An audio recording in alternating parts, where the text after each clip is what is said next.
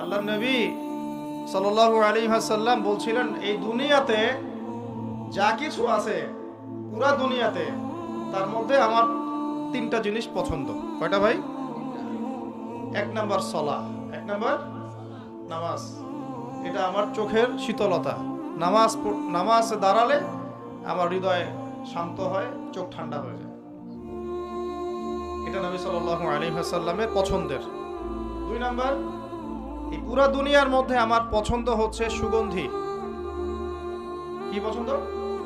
সুগন্ধি।